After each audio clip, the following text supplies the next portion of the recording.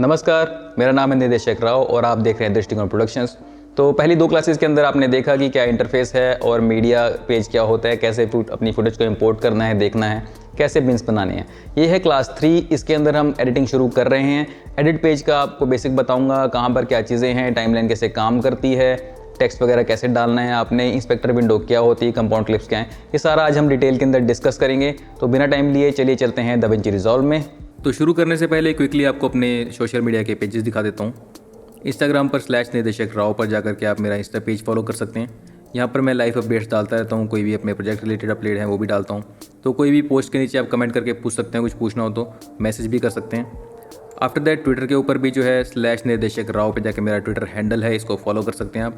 यहाँ पर मैं सबसे पहले डालता हूँ जो भी नेक्स्ट लेक्चर होता है उसकी नोटिफिकेशन यहाँ पहले आती है। तो जिसको भी जल्दी नोटिफिकेशन चाहिए वो यहाँ पर जाकर के फॉलो करें ट्विटर पे।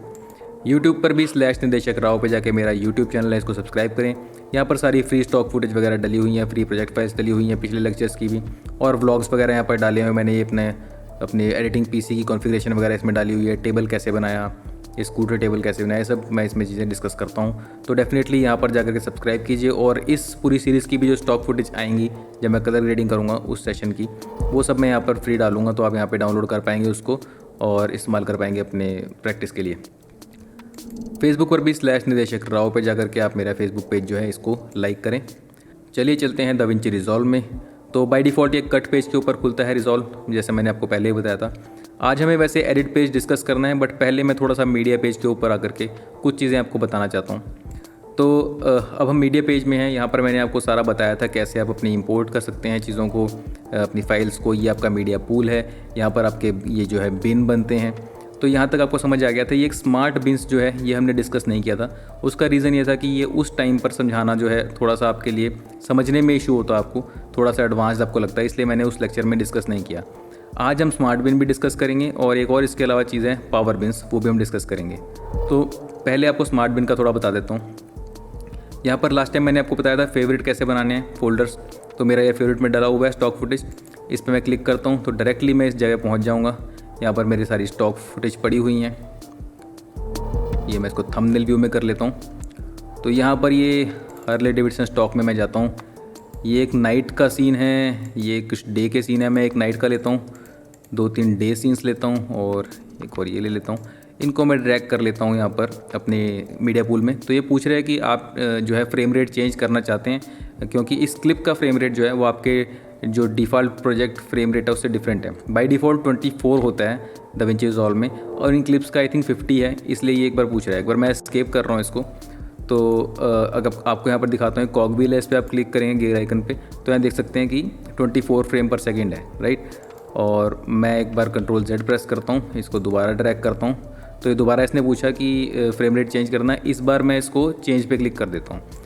तो मैंने चेंज पे क्लिक किया। अब अगर मैं गेयर आइकन पे जाता हूँ तो आप देख सकते हैं यहाँ पर 50 हो गया है मेरा टाइमलाइन फ्रेम रेट। और एक और चीज़ है, इसको कन्फ्यूज मत करना ये प्लेबैक फ्रेम रेट से। टाइमलाइन फ्रेम रेट जो आपका वो है जो आपका एक्चुअल फ्रेम रेट होगा, और प्लेबैक सिर्फ आपको स्क्रीन पर यहाँ पर आप प्ले करते हैं तो जो स्पीड दिखा रहा है ये वो वाला फ्रेम रेट है, राइट। तो फिलहाल इसको हम कैंसिल कर देते हैं। ये आपको मैं इसलिए बता रहा हूँ कि यहाँ पर आप अपना फ्रेम रेट चेंज कर सकते हैं। अभी भी मैं 24 कर सकता हूँ या 50 कर सकता हूँ। जब तक आप मीडिया पेज पे हैं तब तक आप कभी भी चेंज कर सकते हैं, बट एक बार आप एडिट में गए तो आपका फ्रेम रेट चेंज नहीं हो पाएगा उसके बाद फिर। तो वो भी मैं आपको बताऊँगा उसका क्या तरीका है। फ़िलहाल हमारे पास ये फुटेज आ गई हैं। तो ये यहाँ पर मैं कोई भी फुटेज उस पर क्लिक करूँगा, यहाँ पर मुझे दिखाई देगी, ठीक है। उसको अगेन मार्क इन मार्कआउट वगैरह जो भी करके भी ला सकते थे। फिलहाल मैं नॉर्मल लेके आऊँ ये स्मार्ट बिन समझाने के लिए। ये फुटेज नाइट की है, ये फुटेज डे की हैं, ये भी डे की है, लेकिन मैं इन सबको अलग अलग तरीके से मार्क करना है। तो मैं चाहता हूँ कि नाइट की फुटेज मेरे को एक साथ मिल जाए, सारी डे की एक साथ मिल जाए। तो एक तो मैं बिन बना सकता हूँ इन सबके। तो नॉर्मल बिन और स्मार्ट बिन में फ़र्क ये है कि नॉर्मल बिन में मैं यहाँ पर एक फ़ोल्डर बनाऊँगा और उसके अंदर जो है फुटेज को डालूंगा, उस फोल्डर का कुछ नाम रखूँगा। स्मार्ट बिन्स जो हैं वो प्रॉपर्टीज़ के हिसाब से इन फुटेज के अंदर डिफ्रेंशिएट कर सकते हैं। कैसे होता है मैं आपको बताता हूँ। मान लीजिए मैंने ये क्लिप सिलेक्ट कर ली, फर्स्ट क्लिप सेलेक्ट कर ली मैंने। तो यहाँ पर अगर आप आएंगे तो हो सकता है आपका इंस्पेक्टर पैनल या किसी इस पैनल पे आप हो सकता है बंद हो या। तो यहाँ पर आपको ढूंढना है मेटा डेटा, ये लिखा हुआ है META DATA। इस पर आपने क्लिक करना है। मेटा डेटा जो है ये कुछ कैमरा के साथ आता है, कुछ यहाँ पर आप फीड कर सकते हैं अपने आप भी, ठीक है। तो बाय डिफ़ॉल्ट ये आपका यहाँ पर इस तरह से कुछ होगा, क्लिप डिटेल्स पे या फिर इस तरह की चीज़ पे होगा ये, राइट। तो आपको यहाँ पर ये जो एरो है इस पर क्लिक करना है और यहाँ पर आकर के आप कैमरा, ये अलग अलग ऑप्शंस पे आप जा सकते हैं, ठीक है। यहाँ पर मैं शॉट एंड सीन पे क्लिक करता हूँ, तो यहाँ पर मेरे को शॉट एंड सीन की डिटेल्स अपनी तरफ से ऐड करनी है, इसलिए मैंने इस पर क्लिक किया। और वो डिटेल की ऐड करनी है, पर आप नीचे आकर देखेंगे यहाँ पर डे एंड नाइट लिखा हुआ है, तो मैं यहाँ पर आकर के डालता हूँ नाइट। तो मैंने मार्क कर दिया बेसिकली कि ये नाइट शॉट है। इस तरह से दूसरी क्लिप पे आता हूँ मैं, यहाँ पर मैं इसको डालता हूँ डे, राइट, और अगली पे भी यहाँ पर डे, इस पे भी डे, और ये भी डे। तो अब ये मैंने सबको मार्क कर दिया, ये सारे डे शॉट हैं, ये नाइट शॉट है। सिर्फ मार्किंग सिर्फ एक चीज़ के हिसाब से नहीं, आप किसी भी, ये देख रहे हो कैमरा एंगल, टेक, बहुत सारी चीज़ें हैं। अब इसमें से शॉट टाइप है, तो ये फर्स्ट शॉट जो है मेरा वाइड एंगल है, तो मैं यहाँ पर डाल देता हूँ वाइड, कि मेरा शॉट टाइप जो है वो वाइड है। सेकंड वाला मेरा क्लोज़अप है, तो मैं यहाँ पे क्लोज़ लिख देता हूँ इसको। अगले वाला भी क्लोज़अप, इसको भी मैं क्लोज़ लिख देता हूँ। थर्ड वाला जो है ये भी मेरा क्लोज़अप है, और ये फाइनल वाला ये फिर से वाइड है, तो मैं यहाँ पर वाइड डाल देता हूँ। तो अब आप फ़र्क देख रहे हैं कि ये हालांकि डे शॉट है बट वाइड शॉट है, तो डिफ्रेंशिएशन आ गई ना कि ये डे शॉट भी है वाइड भी है। ये वाला डे शॉट है और क्लोज़ है, ये नाइट शॉट है बट वाइड है। तो अलग अलग स्पेसिफिकेशन आप यहाँ पर दे सकते हैं, ताकि जो है मेटा डेटा के अंदर ये सब कुछ स्टोर हो जाता है। अब इसका बेनिफिट क्या है? इसका बेनिफिट ये है कि मैं यहाँ पर जो स्मार्ट बिन साइज़ पे जाता हूँ, यहाँ पर करता हूँ राइट क्लिक, और यहाँ पर नीचे ऑप्शन है ऐड स्मार्ट बिन, इस पर क्लिक करता हूँ। तो जैसे ही मैंने किया, इसने यहाँ पर पहले तो नाम पूछेगा, इसका नाम मैं रखता हूँ नाइट शॉट्स, राइट। और यहाँ पर मेरे पास प्रॉपर्टीज़ मैं चेक कर सकता हूँ कि क्या क्या इसमें होना चाहिए, ठीक है। तो मैं प्रॉपर्टीज़ पे जाकर के यहाँ पर शॉट एंड सीन पे आता हूँ, जो कि मैंने ऊपर चेंज किया था वहाँ पर, कि शॉट एंड सीन का मेटा डेटा चेक करना है। उस पर क्लिक किया, यहाँ पर जो है ऑप्शन सारी हैं वही वाली सारी मेरे पास, day and night, environment type, shot type. Day and night पे क्लिक किया, और कंटेंस ही रखेंगे इसको हम कि क्या इसके अंदर होना चाहिए। यहाँ लिखते हैं नाइट, जो हमने वहाँ नाम दिया था, और क्रिएट पे क्लिक कर देते हैं। तो ये नाइट शॉट्स यहाँ पर बन करके एक फ़ोल्डर आ गया। ऐसे ही मैं राइट क्लिक करता हूँ और ऐड स्मार्ट बिन नया डाल देता हूँ। इसका नाम मैं कर देता हूँ डे शॉट्स। यहाँ पर वही शॉट एंड सीन, यहाँ पर जा कर के डे एंड नाइट कंटेंस, और यहाँ पर मैं कर देता हूँ डे, जो मैंने वहाँ पर मेटा डेटा में डाली थी ऑप्शन। क्रिएट एक और बार मैं करता हूँ right click, add to smart bin. इस बिन का नाम रखते हैं हम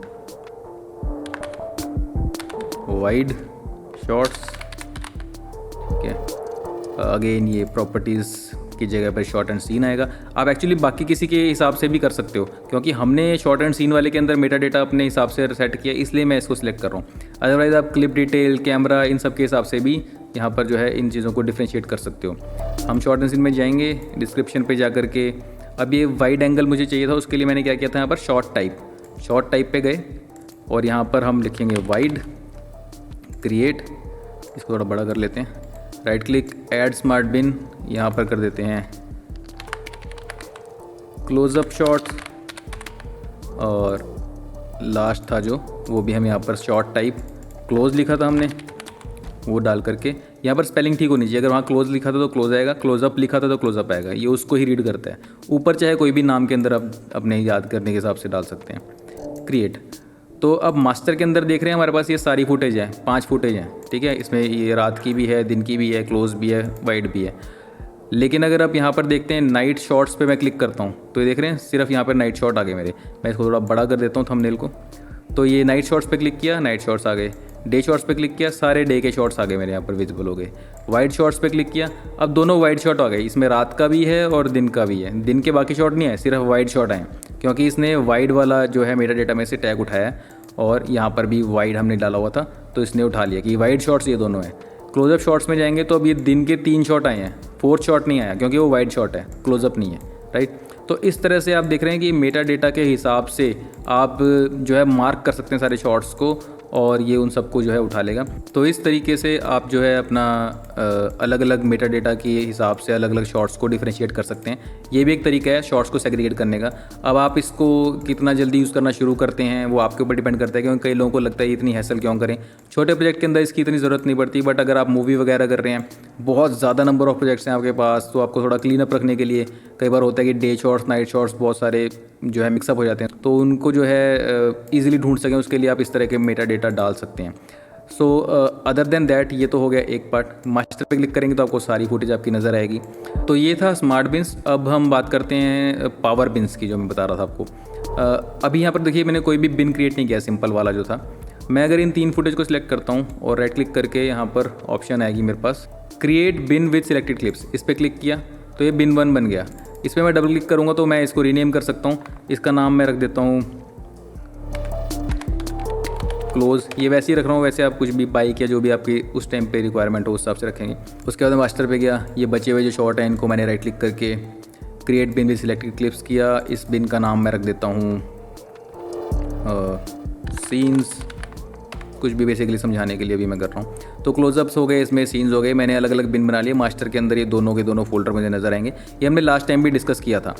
तो अब क्या है कि ये जो मुझे यहाँ पर बिन्स नज़र आ रहे हैं ये सिर्फ इसी प्रोजेक्ट के अंदर है। मैं इसको सेव कर लेता हूँ इस प्रोजेक्ट को। ये नाम पूछेगा इसका, तो मैं इसका नाम रख देता हूँ क्लास फ़िलहाल के लिए, सेव। अभी यहाँ पर मेरे पास ये जो बिन्स बने हुए हैं ये यहाँ पर नज़र आ रहे हैं। अब मैं अगर क्या करता हूँ, यहाँ पर होम पे क्लिक करता हूँ और पिछला कोई प्रोजेक्ट खोल लेता हूँ, तो उसमें ये देखना कि वहाँ पर ये बिन्स नहीं होंगे। और डेफिनेटली क्यों नहीं है, क्योंकि मैंने उस प्रोजेक्ट के हिसाब से वहाँ पर बिन्स बनाए हुए हैं जो जो मुझे उसमें चाहिए था। वापस से मैं इसको ले आता हूँ क्लास पे। तो क्लास के अंदर जो है मेरे यही वाले मेरे जो मैंने अभी बनाए थे वो बिन हैं। अब मुझे कोई फुटेज ऐसी हो जो मुझे बेसिकली रेगुलरली चाहिए होती हो, ठीक है। जैसे कि मान लीजिए एक लोगो हो गया, मैं अपनी हर वीडियो के अंदर स्टार्टिंग में लोगो डालता हूँ मान लीजिए, ठीक है। तो मुझे हर प्रोजेक्ट के अंदर चाहिए होती है, मैं बार बार उसको कॉल कराना पड़ता है मुझे। वो अगर मैं उस प्रोसेस से बचना चाहता हूँ, मैं चाहता हूँ कि यहीं पे मुझे हमेशा नज़र आता रहे, तो एक तो ये है कि फेवरेट बना करके मैं रख सकता हूँ, फिर भी ड्रैग करना पड़ता है उसको। दूसरा तरीका है कि यहाँ पर व्यू पर जाएँ आप और यहाँ पर नीचे कहीं आएंगे तो यहाँ पर शो स्मार्ट बिन्स का ऑप्शन भी है और नीचे शो पावर बिन्स का ऑप्शन भी है। शो पावर बिन पे मैं क्लिक करूँगा तो यहाँ पर पावर बिन नज़र आ जाएगा। एंड एक और चीज़, अगर किसी को स्मार्ट बिन नज़र नहीं आ रहे तो वो भी व्यू पर जा करके यहाँ से ऑफ हो गए होंगे ऐसे, तो आप उसको जो है ऑन कर सकते हैं, राइट। तो अब ये पावर बिन्स यहाँ पर आ गई। तो पावर बिन्स में क्या है कि मान लीजिए मैं ये फुटेज है इसको उठा करके यहाँ ड्रैग कर देता हूँ पावर बिन के अंदर। अब ये फुटेज जो है, और मैं इस प्रोजेक्ट को अभी सेव कर लिया मैंने, ये फुटेज पावर बिन के अंदर आ गई है। अब मैं अगर इस प्रोजेक्ट को बंद भी कर देता हूँ, लाइक मैं दूसरे प्रोजेक्ट पे आ जाता हूँ, तो उसके अंदर ऑब्वियसली मेरे बिन्स तो हट जाएंगे, लेकिन जो ये पावर बिन्स है अगर मैं इस पर क्लिक करता हूँ, देख रहे हैं ये फुटेज यहाँ पर अवेलेबल है। तो ये footage through out all the projects available रहेगी। कोई मैं नया प्रोजेक्ट भी बनाता हूँ तो भी उसमें मेरे को पावर बिन के अंदर पड़ी हुई फुटेज नज़र आएगी।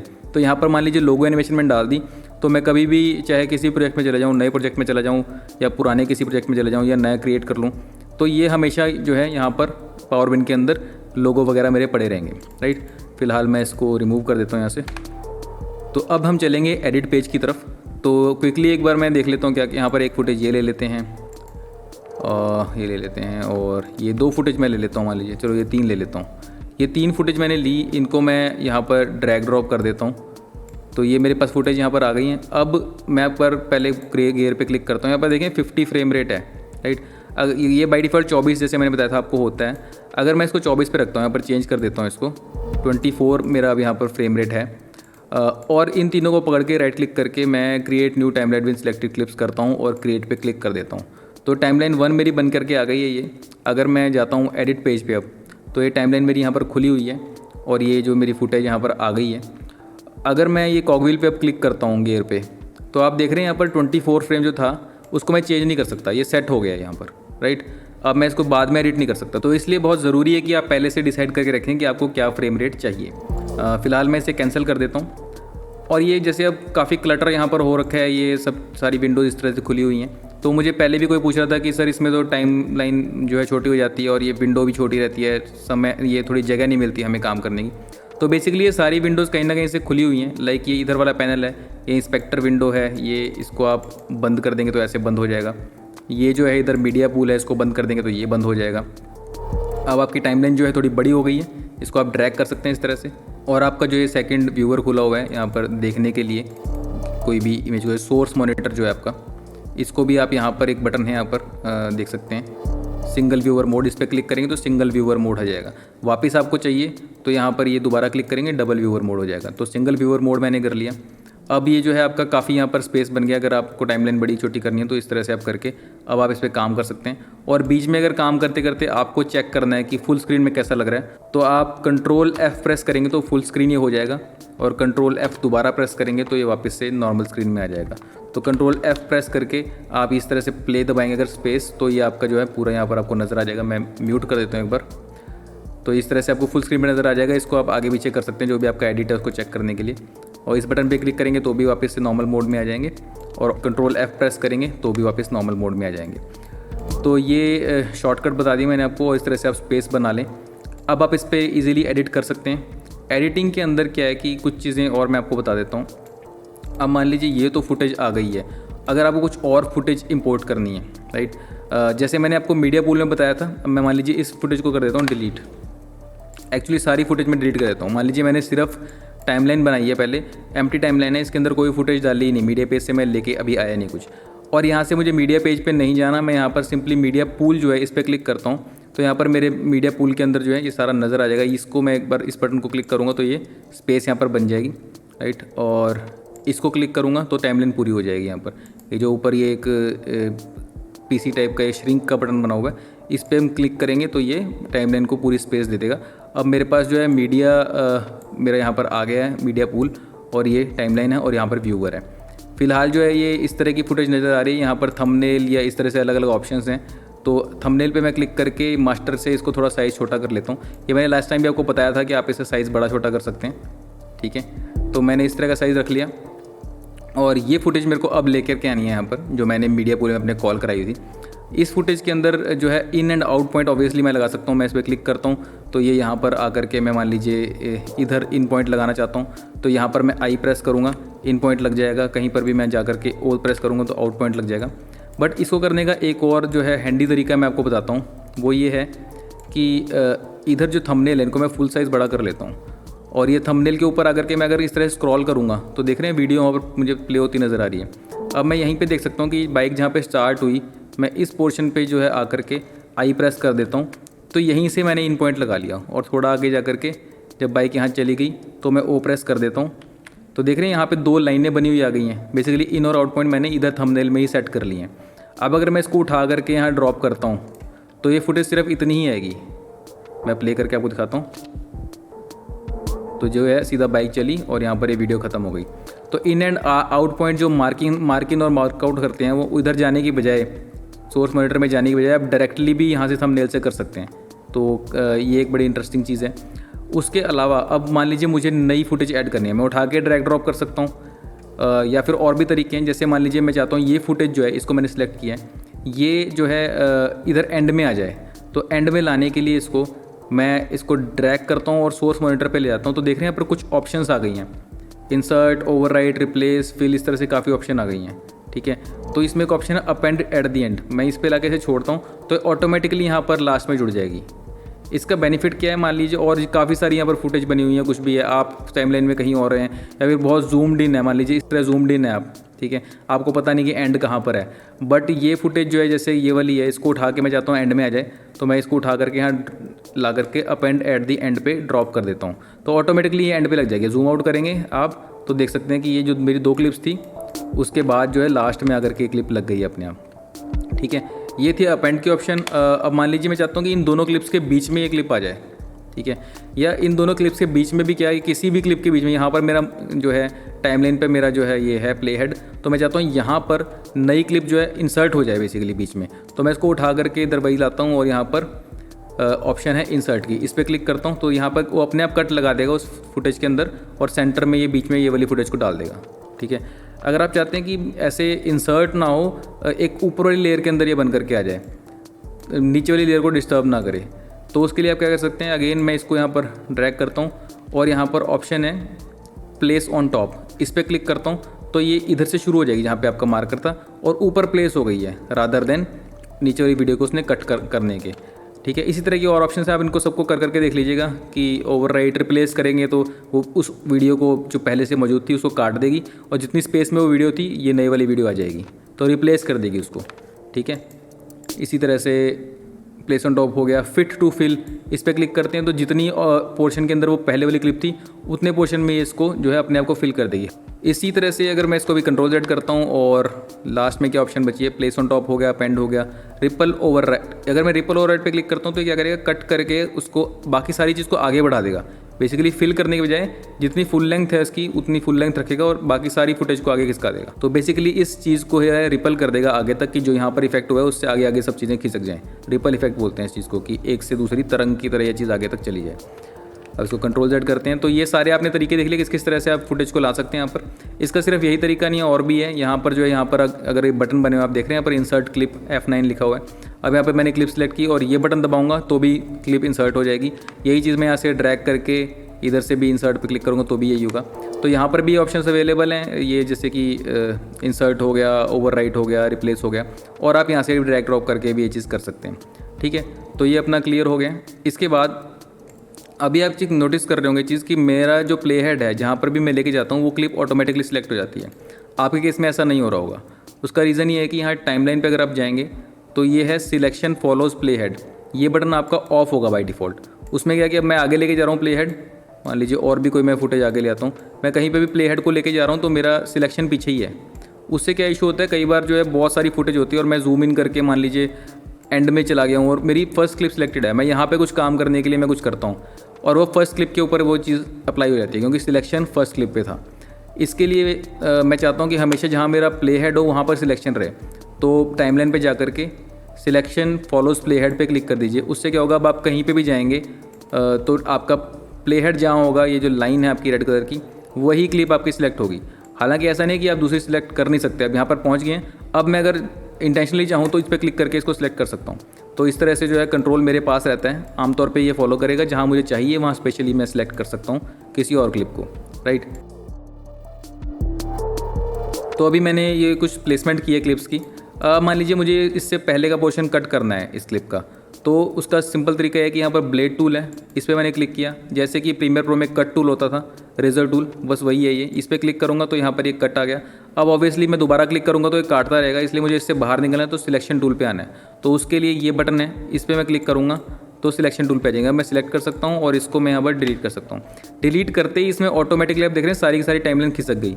तो ये बहुत ध्यान रखना, अगर आपको प्रीमियर प्रो की आदत है उसमें डिलीट करने पर जो है गैप बन जाता है और बाकी की टाइमलाइन खिसकती नहीं है, लेकिन इसमें डिलीट करते ही सारी खिसक जाएगी टाइमलाइन। तो आगे आपने कुछ किया सब खराब हो जाएगा। अगर आपको मेंटेन रखना है उसको तो आपको यहाँ पर क्या करना है, इसको सिलेक्ट करके बैक स्पेस दबाना है, डिलीट की बजाय बैक स्पेस का बटन दबाना। तो ये इस तरह से गैप आ जाएगा, आगे की जो है चीज़ें खिसकेंगी नहीं। अगर आपको खुद करना है कि यहाँ खिसकानी है इसको, तो बाद में आप यहाँ पर स्पेस पे क्लिक करके खाली और डिलीट प्रेस करेंगे तो वो सारी की सारी रिपल हो जाएगी। तो ये चीज़ का ध्यान रखना। अब सिलेक्शन का जो है शॉर्टकट ए है कीबोर्ड के ऊपर, ए बटन, और जो कट है उसका शॉर्टकट है बी। बी फॉर ब्लेड आप याद कर लीजिए। तो बी प्रेस करेंगे ब्लेड आ जाएगा, ए प्रेस करेंगे तो आप उसको सिलेक्ट करके डिलीट वगैरह कर पाएंगे। ठीक है, ये तो है नॉर्मल तरीका एडिट करने का। अब आपने इसमें देखा कि पहले मुझे यहाँ पर जा कर के ब्लेड टूल से कट लगाना पड़ेगा, फिर उसको ए प्रेस करके सिलेक्शन पे आना पड़ेगा, डिलीट करना पड़ेगा। तो ये 3-4 स्टेप मैंने किए। अगर यही चीज़ मुझे सिंगल स्टेप में करनी है, मान लीजिए मैं यहाँ पर चाहता हूँ कि यहाँ पर ये कट भी लग जाए, ये पोर्शन डिलीट हो जाए और ये पूरी खिसक करके यहाँ पर आ जाए, तो प्ले हेड को मैंने प्लेस किया, कंट्रोल शिफ्ट और लेफ़्ट ब्रैकेट, ये मैं जैसे ही क्लिक करता हूँ ऑटोमेटिकली वो पोर्शन जो इस प्ले हेड से पहले का है, लेफ़्ट साइड का है, वो सारा कट जाएगा और ये पूरी की पूरी चीज़ खिसक जाएगी। इसी तरह से ये बाइक यहाँ से चली गई, यहाँ पर इधर पहुँच गई। मैं चाहता हूँ इसके आगे का जो सीन है वो सारा कट जाए, तो कंट्रोल शिफ्ट राइट ब्रैकेट, तो क्या होगा, प्ले हेड से राइट साइड का सारा क्लिप कट जाएगा और आगे की क्लिप्स जो हैं खिसक करके यहाँ पर आ जाएंगी। तो इससे आपकी स्पीड बढ़ जाती है इस तरीके से अगर आप काम करते हैं तो। ठीक है, अब ये मैंने आपको एडिटिंग की ट्रिक्स बता दी हैं, नीट ट्रिक्स हैं, इस तरह से आप फास्ट एडिट कर सकते हो इसके अंदर। जो लोग प्रीमियर प्रो या किसी भी और एडिटर से आ रहे हैं, आपने सब में देखा ही हुआ, वेगस में भी सब में टाइमलाइन बेस्ड ही होते हैं, ये भी टाइमलाइन बेस्ड है, तो आपको कुछ डिफरेंट नहीं लग रहा होगा। सिमिलर तरह की चीज़ें हैं और सेम तरह के एडिटिंग प्रिंसिपल्स इसके अंदर अप्लाई होंगे। दूसरी चीज़ ये कि मान लीजिए मैंने बहुत जूम इन कर लिया है और आपको एकदम से प्रॉपर जगह पे जाना है, तो ये 3 टूल्स यहाँ पर हैं। पहले पे आप क्लिक करेंगे फुल एक्सटेंड जूम पे, तो ये क्लिक करते ही जितनी भी क्लिप्स पूरी इस बॉक्स को फिल कर देंगे बेसिकली, जितना मैक्सिमम जूम हो सकता है। सेकंड वाला है, उस पर अगर आप क्लिक करते हैं डिटेल जूम पे, तो ये क्लिक करने पे जहाँ पे आपका प्ले हेड है उतना पोर्शन डिटेल जूम हो जाएगा। और third one is custom zoom. Custom zoom क्या है कि अगर आप मतलब मैं मान लीजिए स्क्रॉल करके इसको जूम कर देता हूँ। बाय द वे जूम करने के लिए एक ऑल्ट प्रेस करके आपका स्क्रॉल व्हील जो है उसको आप नीचे को रोल करेंगे जूम आउट होगा, और ऊपर की तरफ रोल करेंगे तो जूम इन होगा, ऑल्ट प्लस स्क्रॉल व्हील। तो मैंने इसको इतना जूम कर लिया। अब यहाँ पर एक कस्टम सेट हो गया मेरा। अब मैं आता हूँ फुल एक्सटेंड जूम पे, तो बाहर आ जाऊँगा और डिटेल पे जाता हूँ तो इतना पोर्शन आ गया, और कस्टम पे जाता हूँ तो जितना मैंने जूम किया था अपना बाई हैंड उतने जूम पर मैं चला जाऊँगा। तो ये एक चीज़ है, ऑल्ट प्लस स्क्रॉल से जूम होता है। ये तीनों ऑप्शन से आप सेट कर सकते हो कि कितना जूम आपको चाहिए। और यहाँ से भी जो है ये प्लस माइनस के बटन बने हुए जो, तो यहाँ पर भी आप इसको स्क्रॉल कर सकते हैं, ठीक है। इसमें क्या कि प्ले हेड आपका ये सेंटर में रख करके उस हिसाब से जूम करेगा, राइट। तो ये है जूमिंग की ऑप्शंस। फिलहाल मैंने ऑडियो ऑफ की हुई है यहाँ से, तो अगर आपको ऑडियो सुननी हो तो आप ऑन रख लीजिएगा। मेरे को फिलहाल डिस्टर्बेंस होती है इस ऑडियो से, इसलिए मैंने यहाँ से ऑफ कर रखी है ऑडियो। एक और मैं आपको इंटरेस्टिंग चीज़ बताना चाहता हूँ। मान लीजिए मैं इसे डिलीट करता हूँ। एक तो मैंने आपको बताया कि यहाँ पर आपने जैसे इन आउट मार्क कर लिए, आप इसको इस तरह से यहाँ पर अब फुटेज को लेके आएंगे तो जो मैंने इन आउट मार्क किए उतने की का ही पोर्शन क्लिप का आएगा। मान लीजिए मैं इन और आउट को यहाँ पर हटा देता हूँ। मुझे मान लीजिए इस एक क्लिप के अंदर से कुछ अलग अलग सेक्शंस चाहिए। मान लीजिए मैं चाहता हूँ यहाँ से यहाँ तक का पोर्शन चाहिए, उसके बाद यहाँ से यहाँ तक का पोर्शन चाहिए। मुझे 3 अलग अलग पोर्शन चाहिए, 2-3, ठीक है। ये एंड में जो है कोई यहाँ पर व्यक्ति दिखाई दे रहा है, हो सकता है मुझे ये भी चाहिए हो।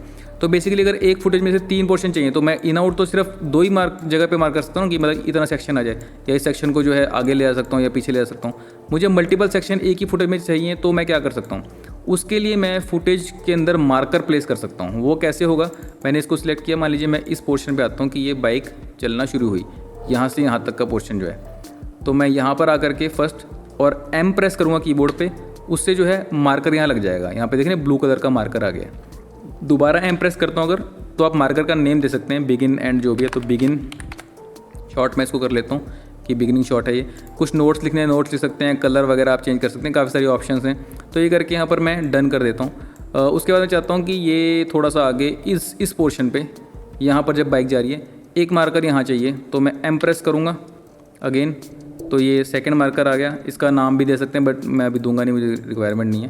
थर्ड है कि मैं इधर जाकर के जहाँ पर ये थोड़ा सा, ये आप देख सकते हैं यहाँ पे कोई व्यक्ति बाहर निकल रहे हैं, इधर मैं एक मार्कर लगाना चाहता हूँ, तो मैं एक M प्रेस करके यहाँ मार्कर लगा दूँगा। अब ये तो मार्कर लग गए, तो सिंगल एक जगह पर है, तो 3 क्लिप्स कैसे कटेंगी। किसी भी मार्कर पे अगर आकर आप ऑल्ट प्रेस करके इस तरह ड्रैग करते हैं तो देख रहे हैं एक मार्कर की ड्यूरेशन बन गई है। बेसिकली ये मार्कर अब यहाँ से यहाँ तक चलेगा, तो आप देख सकते हैं कि यहाँ पे बाइक यहाँ से यहाँ तक थोड़ी सी चली, एक मार्कर मैंने ये बना लिया। अगेन दूसरे वाले मार्कर पे आए, हम ऑल्ट प्रेस करके ड्रैग करेंगे, फिर ये बाइक थोड़ी सी और आगे गई, ये दूसरा मार्कर बना लिया। तीसरे मार्कर पे आके ऑल्ट और ड्रैग करेंगे, तो यहाँ से वो व्यक्ति आया यहाँ पर सीन के अंदर, थोड़ा सा यहाँ तक मैंने इसको ड्रैग कर लिया ऑल्ट प्रेस करके। तो ये 3 मैंने जो है मार्कर ड्यूरेशंस बना ली, ठीक है। अब ये मार्कर ड्यूरेशंस बना ली। अब मैं इसको अगर ड्रैग करता हूँ यहाँ पर फुटेज को, तो क्या हो रहा है कि ये ड्रैग करने पे पूरी क्लिप आ रही है और यहाँ पर मार्कर लगे हुए आ रहे हैं। तो ये इनका तो हमें क्या ही बेनिफिट है, यहाँ पर हम कट लगा सकते हैं, बट हम तो चाहते थे कि 3 सेक्शन ही हमारे पास बने बनाए आ जाएँ। तो मैं इसको डिलीट करता हूँ। अब वापस जाता हूँ, तो मार्कर यहाँ पर लगे हुए हैं। अगर यहाँ पे मैं थंबनेल व्यू की बजाय लिस्ट व्यू में आ जाऊँ, तो लिस्ट व्यू में हमारी जो ये क्लिप थी C0120 क्लिप थी, बाकी क्लिप्स तो नॉर्मल नज़र आ रही हैं, वीडियो जैसे सोर्स दिखा रखा है उन्होंने। इस क्लिप के आगे एक एरो बना हुआ आ गया है। अगर आप इसको क्लिक करोगे तो नीचे आप देख रहे हैं बिगिन और ये मार्कर 2 और मार्कर 3। बिगिन मैंने पहले का नाम रखा था, बाकी 2 के नाम नहीं रखे थे, तो ये मार्कर 2 और मार्कर 3 हैं। इन तीनों को सिलेक्ट करके अगर मैं ड्रॉप करता हूँ यहाँ पर सीन के अंदर, आप देख रहे हैं ऑलरेडी 3 क्लिप्स बनी हुई आ गई हैं, फर्स्ट सेक्शन, सेकेंड सेक्शन और थर्ड। तो इस तरीके से जो है, जो मैंने मार्कर कट किए थे, फर्स्ट सेक्शन में बाइक चली, सेकंड सेक्शन थोड़ी आगे और थर्ड में ये पर्सन यहाँ से आया ये। तो ये मेरे पास जो है मार्कर के तरीके से मैंने एक ही क्लिप के अंदर से 3 बेसिकली क्लिपें निकाल ली यहीं पे मार्क करके, राइट।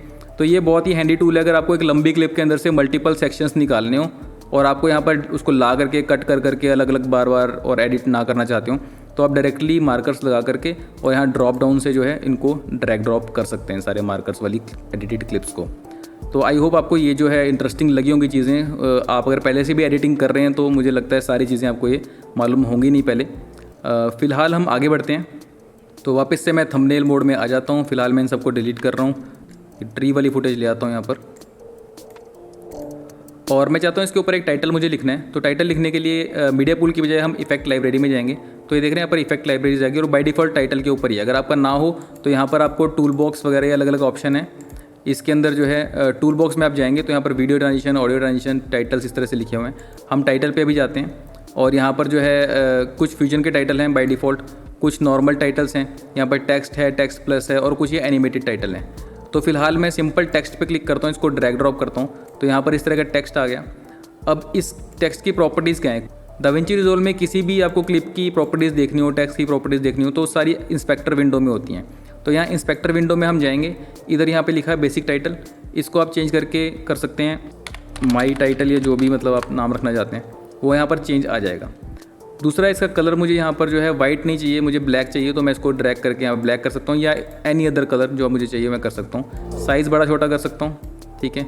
ट्रैकिंग इसके अंदर जो है इसको टेक्स्ट को चेंज कर सकता हूँ। इस तरीके से मैं टेक्स्ट को किसी भी तरह से एडिट कर सकता हूँ और ये मेरा टेक्स्ट यहाँ पर आ जाएगा। और यहाँ पर प्लेसमेंट के लिए अलाइनमेंट के ऑप्शंस भी है कि लेफ़्ट अलाइन रखना है या सेंटर रखना है या राइट रखना है। इस केस में अभी मैं इसको थोड़ा छोटा करता हूँ ताकि आपको वो चीज़ क्लियरली नज़र आए।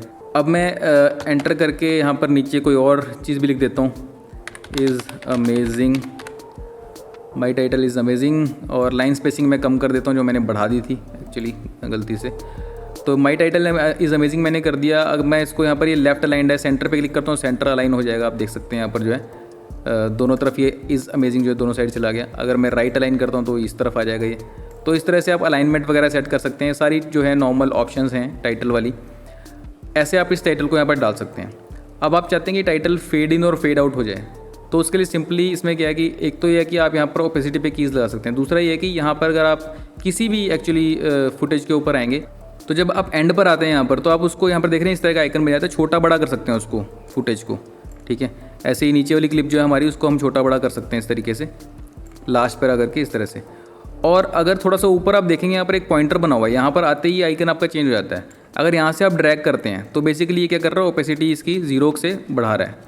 मैं यहाँ पर प्ले करता हूँ तो आप देख रहे हैं कि यहाँ पर ओपेसिटी 0 थी, वो आते आते यहाँ पर आ गया। सेम चीज़ सिर्फ टेक्स्ट के लिए नहीं, आप कहीं पे भी अप्लाई कर सकते हैं। इस नीचे वाली लेयर पे भी जो है मान लो इसको मैं इस तरह से ड्रैग करता हूँ तो बेसिकली शुरू में वो गायब होगी फुटेज और ब्लैक से धीरे धीरे फेड इन होकर के आ जाएगी। तो इतना सिंपल है इसको यहाँ पर फेड इन करना, ये मुझे बहुत अच्छी लगती है ऑप्शन। सिंपली राइट से भी मैं ऐसे ही कर देता हूँ और जो है इसको मैं प्ले करता हूँ तो टेक्स्ट आया, फेड हो गया, पूरी फुटेज फेड हो गई। जहाँ भी आपको मन करता है कम ज़्यादा करना है इसका फेड इन को, आप कंट्रोल कर सकते हैं, ठीक है। और फेड इन होने के बाद में भी अगर आप इसको ऐसे मूव कर देते हैं, कट थोड़ा सा छोटा करते हैं तो फेड इन देख रहे हैं साथ साथ में उसके मूव करता है। ऐसा नहीं कि आपकी ये चीज़ कट जाएगी और दोबारा आपको बनानी पड़ेगी, ये जो है उतना मेंटेन करता है अपने आप को। फिलहाल मैं इसको जो है टेक्स्ट को तो साइड में करता हूँ। अब बाय डिफ़ॉल्ट तो क्या है, कोई भी मैं वीडियो लेके आता हूँ तो विद ऑडियो आती है यहाँ पर नीचे, ठीक है। अब ये साथ में कनेक्टेड है, इस तरह मूव कर रहा हूँ तो ये साथ में जा रही है इसके। मैं चाहता हूँ कि ऑडियो इसके साथ लिंक ना हो तो मैं राइट क्लिक करूँगा इस पर, सबसे नीचे लिंक क्लिप्स है, इस पर क्लिक करूँगा तो ये अलग अलग हो जाएंगी। अब मैं नीचे वाली ऑडियो को अलग से डिलीट कर सकता हूँ, राइट। और देखा मैंने डिलीट पे जैसे ही प्रेस किया नीचे ऑडियो पे भी, तो ऊपर वाली चीज़ सारी की सारी रिपल कर गई। इसलिए बहुत ध्यान रखना है जब भी आप डेविंची रिजॉल्व में हो तो बैक स्पेस से डिलीट करें चीज़ों को, ताकि वो पोजीशन ना उनकी ख़राब हो। अदरवाइज़ आपका बहुत मेहनत किया हुआ एडिट कभी भी ख़राब हो सकता है एक गलती से। तो ये आपको थोड़ा सा इसको याद करना पड़ेगा कि डिलीट की बजाय बैक स्पेस दबाना है। अब मैं जो ये एक और चीज़ है कि मैं एक बार इसको डिलीट करता हूँ, ये यहाँ से कोई भी मैं लेकर के आ रहा हूँ और ये साथ में इसके ऑडियो आ रही है। अगर मैं चाहता हूँ कि ऑडियो के बिना ही आ जाए तो क्या है कि यहाँ पर आपके जो है लिंक का बटन है, इसको आप एक बार क्लिक करेंगे तो ये लिंकिंग ऑफ हो गई बेसिकली। अब मैं इसको लेके आता हूँ तो ऑडियो आ रही है बट लिंक्ड नहीं है, ऑलरेडी डी लिंक्ड आ रही है, ठीक है। अगर मैं ऊपर वाली को मूव करता हूँ तो अलग मूव होगी, नीचे वाली अलग मूव होगी। जैसे ही मैंने उसे मूव किया आप देख रहे हैं यहाँ पर जो एक रेड सा कुछ वार्निंग टाइप की आ गई, बेसिकली बता रहा है कि इतना ऑफ हो गई है अब आपकी ऑडियो, -2 सेकंड का डिफरेंस आ गया। तो मैं इसे कंट्रोल Z करता हूँ, लेकिन मैं चाहूँ तो इसको अलग से डिलीट कर सकता हूँ अब, ठीक है। और तो अगर लिंक वाले को ऑन रखेंगे तो क्लिप्स पहले से लिंक्ड आएंगी, और लेकिन आप उनको यहाँ पर आकर के भी राइट क्लिक करके लिंक क्लिप्स पर क्लिक करके डीलिंक कर सकते हैं। इसको डिलीट कर देता हूँ, सॉरी बैक स्पेस से डिलीट करता हूँ और इसको उठा के ऊपर लेयर पे ले आता हूँ। अब ये यहाँ पर आ गया। मुझे चाहिए कि इसको मैं थोड़ा सा छोटा करना चाहता हूँ। एक तो मैं जूम से छोटा कर सकता हूँ, बट मैं चाहता हूँ कि स्केल इन नहीं, मैं इसको क्रॉप करना चाहता हूँ थोड़ा सा इस पोर्शन को। तो आफ्टर इफेक्ट्स वगैरह में आप मास्क बनाते थे, उस तरह से इसको जो है सिलेक्शन जो होता है मास्क के अंदर वो रह जाता था, बट उतना काम करने की जरूरत नहीं इसमें। यहाँ पर आप देख रहे हैं क्रॉपिंग, इंस्पेक्टर विंडो खोलिए, उसमें क्रॉपिंग की आपको ऑप्शन मिलेगी, क्रॉप टॉप, क्रॉप लेफ्ट, इस तरह से कि राइट से कितना क्रॉप करना है। मैं मान लीजिए चाहता हूँ लोगो वाला पोर्शन रह जाए यहाँ पर और बाकी क्रॉप हो जाए, ठीक है। तो मैंने ये कर दिया और थोड़ा चाहता हूँ कि ये पोजीशनिंग इसकी जो है सेंटर कर देता हूँ, ठीक है। इस तरह से मैंने ये क्रॉपिंग करके, और एनी टाइम आप क्रॉप को जो है वापस रिवील भी कर सकते हैं, और काटना है और काट सकते हैं। बहुत ही अच्छी हैंडी ऑप्शन है ये क्रॉप वाली, मुझे ये बहुत बढ़िया ऑप्शन लगती है। कोई मास्किंग नहीं करनी पड़ती, कोई इधर उधर टाइम वेस्ट नहीं करना पड़ता, ईजिली ये काम हो जाता है। और अगर आप चाहते हैं हार्ड एजेस ना रहें तो यहाँ पर जो सॉफ्टनेस है इसको आप बढ़ा सकते हैं, तो उससे हार्ड एजेस नहीं रहेंगी। इधर लेफ्ट में हार्ड एजेस क्यों है, क्योंकि ये फुटेज यहाँ पर ख़त्म हो जाती है। अगर आप सेंटर में कट करते हैं तो देख रहे हैं जहाँ जहाँ पे आगे और इमेज अवेलेबल है वहाँ पर ही सॉफ्ट एजेस आ रही हैं। फिलहाल मैं सॉफ्टनेस को 0 कर देता हूँ। आप नेगेटिव में भी जा सकते हैं, उससे अंदर की तरफ सॉफ्ट हो जाएगा, तो लेकिन मैं इसको भी फ़िलहाल 0 कर देता हूँ। ये जो साइड में छोटे छोटे बटन बने हुए हैं, ये बेसिकली आपको ओरिजिनल जो रीसेट करने का बटन है। तो मान लीजिए मैं कुछ भी इसको कर देता हूँ बड़ा छोटा, यहाँ पे क्लिक करूँगा तो रीसेट ये हो जाएगा, राइट। अब मान लीजिए ये मेरी जो है इस तरह की जो है चीज़ बन गई है, और मैं चाहता हूँ ये 2 अलग अलग क्लिप होने की बजाय एक सिंगल क्लिप बन जाए। मान लीजिए मैंने कुछ इसमें काम कर दिए, काफ़ी चीज़ें हो गई हैं, तो अब इन दोनों को पकड़ करके मैं राइट क्लिक करता हूँ, और यहाँ पे ऊपर ऑप्शन आएगी न्यू कंपाउंड क्लिप की, इस पर आप क्लिक करेंगे। इसका नाम आप कुछ भी दे सकते हैं, क्रिएट। तो ये एक सिंगल इसने क्लिप बना दी है। अब मेरी इस क्लिप के अंदर ये दोनों जो मैंने क्लिप्स की ब्लेंडिंग की है ये इसके अंदर आ गई है, और जो मैंने इफेक्ट भी लगाया था उसका गायब होने का वो भी इसके अंदर आ गया। तो इस तरह से सिंगल क्लिप बन गई, आप इसको सिंगल क्लिप की तरह यूज़ कर सकते हैं। तो ये सिंपली जैसे प्रीमियर प्रो में आप नेस्टेड क्लिप बनाते थे, तो ये नेस्टेड क्लिप आपकी बन गई है। यहाँ पर कंपाउंड क्लिप बोल देते हैं दाविंची रिजॉल्व में इसको, ठीक है। मेन टाइमलाइन के अंदर आप मल्टीपल इस तरह की कंपाउंड क्लिप्स बना सकते हैं। और मैं मीडिया पेज में अगर आपको जाता हूँ तो यहाँ पर एक कंपाउंड क्लिप भी आ गई है। अगर मैं इस पर राइट क्लिक करता हूँ और यहाँ पर कर देता हूँ इसको ओपन इन टाइमलाइन, तो ये मेरी कंपाउंड क्लिप फिर से खुल जाएगी टाइमलाइन के अंदर। तो दोबारा बाद में मुझे कुछ एडिट करना हो तो इसमें मैं कर सकता हूँ, इसकी पोजीशन चेंज करनी हो, छोटा बड़ा करना हो, जो भी है मैं बाद में भी इसके अंदर चेंजेस कर सकता हूँ। और उसके बाद जो है नॉर्मल जो मेरी टाइमलाइन है, अगर मैं उसको खोलता हूँ डबल क्लिक करके, तो वो वापस वही कंपाउंड क्लिप के फॉर्म में मुझे यहाँ पर नज़र आ जाएगी। तो फिलहाल इस लेक्चर में इतना ही हम डिस्कस करेंगे। आपको कुछ मैंने बेसिक चीज़ें बता दी हैं, एडिटिंग के सारे टूल्स आपको बता दिए हैं, किस किस तरह से फुटेज आप यहाँ पर ला सकते हैं। मल्टीपल आपको अगर मार्किंग करके आप एक ही फुटेज में से अलग अलग क्लिप्स चाहते हैं वो ला सकते हैं। कैसे थंबनेल के अंदर ही आप जो है इन और आउट पॉइंट मार्क कर सकते हैं, ठीक है। ये सब चीज़ें आपके जो है वर्कफ्लो को तेज़ करने में आपको हेल्प करेंगी। स्पेशली जैसे ये बात थी कि आपको पहले से अपने प्रोजेक्ट की जो है फ्रेम रेट आपको सोच करके रखनी होती है। एक मैं और आपको हैंडी टिप दे देता हूँ छोटी सी, वो ये है कि जैसे वर्किंग स्पेस कम हो जाता है तो ये जो नीचे की बार है इसको अगर आप चाहें तो वर्क स्पेस पे जा करके शो पेज नेविगेशन है, इसके पे क्लिक करेंगे तो ये नीचे की बार हट जाएगी। अगर आप, क्योंकि अभी सिर्फ आप एडिट पेज में ही आपको रहना है, बार बार क्लिक नहीं करना, तो आप यहाँ से हटा सकते हैं उसे। जब आपको चाहिए हो तो यहाँ से आप जो जा करके शो पेज नेविगेशन पे क्लिक करके उस बार को वापस ला सकते हैं। इनफैक्ट आप यहाँ जा करके कि शो पेज पे जा करके आप पर्टिकुलर को भी हटा सकते हैं। मान लीजिए आपको डिलीवर पेज यहाँ पे एडिट और कलर पेज चाहिए, बाकी नहीं चाहिए, तो आप बाकी सबको ऑफ कर सकते हैं, सिर्फ 2 को ऑन कर सकते हैं। फिलहाल मान लीजिए मुझे डिलीवर पेज नहीं चाहिए, तो मैं इस पर आकर के शो पेज पे और डिलीवर पे क्लिक कर देता हूँ, तो डिलीवर का पेज मेरा गायब हो गया, वो यहाँ पर नहीं नज़र आ रहा, ठीक है। तो बेसिकली मैं यहाँ पर जा कर के जो है फ्यूजन को भी मैंने हाइड कर दिया, कट को भी कर दिया। बस मैं चाहता हूँ कि मीडिया, एडिट और कलर रहे, मेरे को इस 3 पेज के अंदर घूमना है, तो मैं सिर्फ 3 भी रख सकता हूँ, राइट। और अगर ये भी मुझे नहीं चाहिए तो मैं शो पेज नेविगेशन पे क्लिक करके सारे हाइड कर दूंगा, वापस खोलूँगा तो ये तीनों वापस आ जाएंगे। और सारे मुझे चाहिए तो फिर मेरे को सारे यहाँ पर जो है मैं सारे ऑन कर लूँगा, राइट। तो इस तरह से आप जो है अपनी वर्क स्पेस को थोड़ा सा मैनेज कर सकते हैं, थोड़ा सा इन चीज़ों को छेड़ करके, चीज़ों को ऑन एंड ऑफ करके। तो ये जो क्लटर आपको नज़र आता है, कोई भी चीज़ आपको ज़्यादा लग रही है तो उसको आप हटा दीजिए, स्पेक्टर को बंद कर दीजिए, स्पेस आपका इस तरीके से बढ़ जाएगा। और मैंने आपको बताया था कंट्रोल F प्रेस करने से आप फुल स्क्रीन देख सकते हैं, ठीक है। शुरुआत के 2-3 लेक्चर्स के अंदर मैंने स्पीड थोड़ी कम रखी है ताकि आप इजीली जो है चीज़ों को समझ सकें। बहुत ज़्यादा मैंने डीप डाइव नहीं किया, लेकिन अब मुझे लगता है कि आप काफ़ी अच्छे से सॉफ्टवेयर के जो पूरा इंटरफेस है उसके साथ फेमिलियर हो चुके हैं। तो आज की चीज़ें बताने के बाद में आपको और कॉन्फिडेंस आ गया होगा। अब हम थोड़ा सा डीप डाइव करेंगे नेक्स्ट लेक्चर में, और जो नेक्स्ट आगे क्लासेस आती जाएंगी उसके अंदर थोड़ा और डीप डाइव करेंगे और डिटेल के अंदर सॉफ्टवेयर को समझेंगे। और इवेंचुअली 20 लेक्चर खत्म होने तक आप इस सॉफ्टवेयर के अंदर प्रॉपर अपनी आपकी कमांड बन चुकी होगी, मास्टरी आप कर चुके होंगे। तो आज की वीडियो में आपने सारे बेसिक्स समझ लिए हैं एडिटिंग पेज के, कहाँ पर क्या चीज़ है आपको समझ में आ गया है, पूरा फेमिलियर आप इस पेज के साथ हो गए हैं। नेक्स्ट वीडियो के अंदर हम थोड़ा डीप डाइव करेंगे, स्टेबलाइजेशन कैसे करनी है फुटेज की, इफेक्ट्स कहाँ पर हैं, ट्रांजिशन कैसे लगानी है, स्पीड रैंपिंग कैसे करनी है, ये सब जो डिटेल चीज़ें हैं एडिटिंग की, ये हम नेक्स्ट वीडियो के अंदर डेफिनेटली पढ़ेंगे। अगर आपको वीडियो पसंद आई तो इसे लाइक कीजिए, शेयर कीजिए, सब्सक्राइब कीजिए हमारे चैनल दृष्टिकोण प्रोडक्शंस को, और नोटिफिकेशन बेल दबाना ना भूलें, बहुत इंपॉर्टेंट है, ताकि नेक्स्ट वीडियो की नोटिफिकेशन आपको टाइम पे मिल जाए। मेरे सोशल मीडिया के लिंक्स यहाँ पर दिए हुए हैं। ट्विटर पे फॉलो कीजिए अगर सबसे पहले नोटिफिकेशन चाहिए आपको, वहाँ पे सबसे पहले मैं पोस्ट करता हूँ नेक्स्ट वीडियो कब आने वाली है। इंस्टाग्राम पर जाकर के फॉलो कीजिए, कोई बात करनी हो मुझसे, मैसेज करना हो डायरेक्टली वहाँ पर कर सकते हैं। फेसबुक पर लाइक कीजिए, यूट्यूब पर जरूर जाकर के मेरे चैनल को सब्सक्राइब कीजिए, वहाँ पर सारी मैंने आपको बताई है स्टॉक फुटेज वगैरह मैं डालने वाला हूँ जो इस सीरीज़ में यूज़ होनी है। तो डेफिनेटली जाकर सब्सक्राइब कीजिए और डाउनलोड कीजिए वहाँ से कंटेंट। फिलहाल के लिए इतना ही, मिलते हैं नेक्स्ट वीडियो में, तब तक के लिए राव की ओर से नमस्कार।